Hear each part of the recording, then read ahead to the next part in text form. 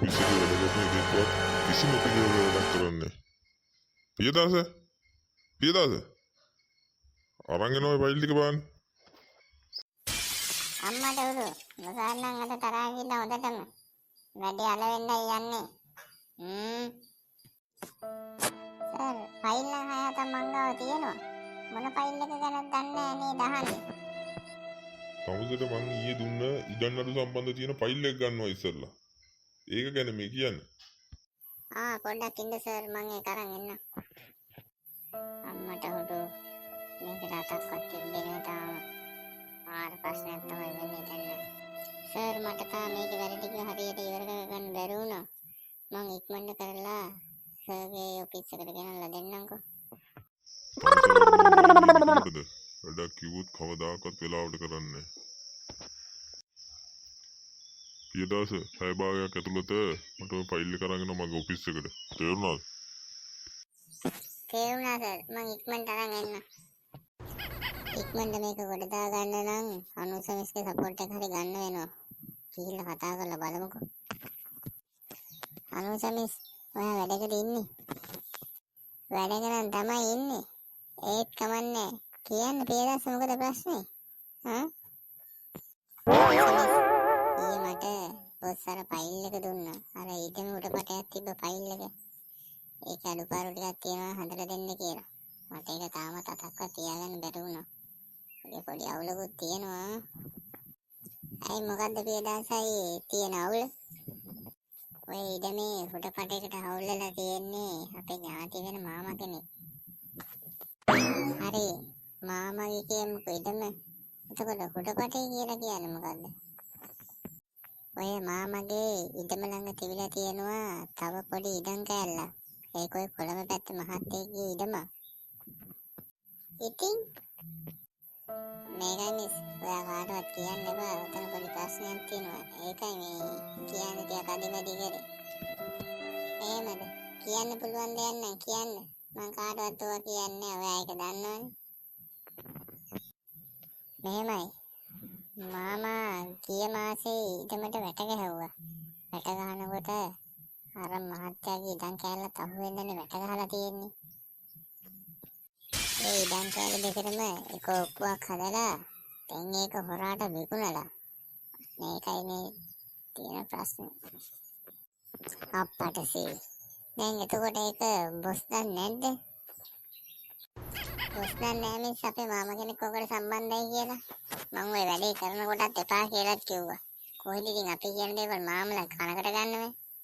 ඒකනේ මේ ප්‍රශ්නේ වෙලා තියෙන්නේ. අනික මේ නඩුව යට ගහගන්න කියලා ඉවරලා මාමත් මට ටිකක් පොඩි ගානක් දුන්නාද? එහෙමද?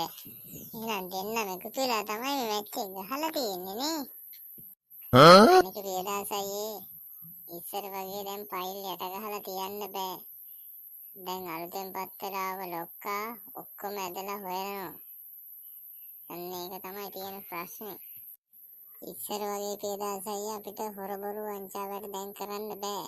දැන් ජොබ් එක පරිස්සම් කරගන්න ස්මාර්ට් ගේමක් දෙන්න ඕනේ. හරියටම අපි වැඩ ටික කරන්න ඕනේ. නැත්තම් මොකේකට හරි මාර්ක්නොත් එහෙම ගෙදර තමයි තියන්න වෙන්නේ. මම පැය භාගයක් ඇතුළත ෆයිල් එක හදලා ලොක්කට ගෙනල්ලා දෙන්නම් කියලා කිව්වා. දැන් මම මොකද කරන්නේ මේ ෆයිල් එක මට හදන්න නම් වෙලාවක් යන්නේ නැහැ. හදලා දුන්න ගමන් ඊට පස්සේ ඊළඟ සැරේ නඩු ආරිකයට උක දානවා. ඔව් ඒක නම් එහෙම තමයි. ඉස්සර තමයි ඔය ඉඩම් නඩු අවුරුදු 10-15 ඇදුනේ.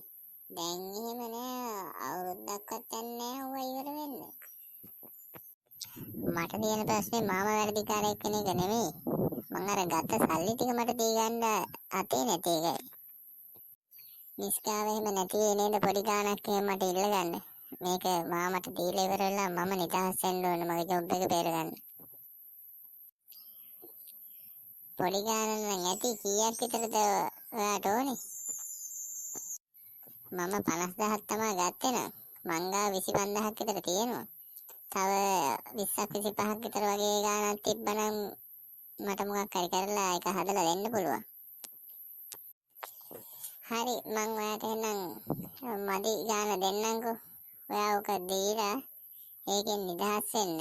එතකොට දැන් අර ලොක්කට ෆයිල් එක හදලා දෙන්න කිව්වනේ පැය භාගයක ඇතුළත නේද? දැන් ඒ දැන්ටත් විනාඩි 20ක් විතර ගිහිල්ලා. ලොක්කාය හොයාගෙන එන්න කලින් මම ওই ෆයිල් එකේ තියෙන අඩුපාඩු ටික බලලා ඉවරලා හදලා ලොක්කට ගිහිල්ලා දෙන්න. එතකොට ඒ ටික ලොක්කා කරගනි. හරිද?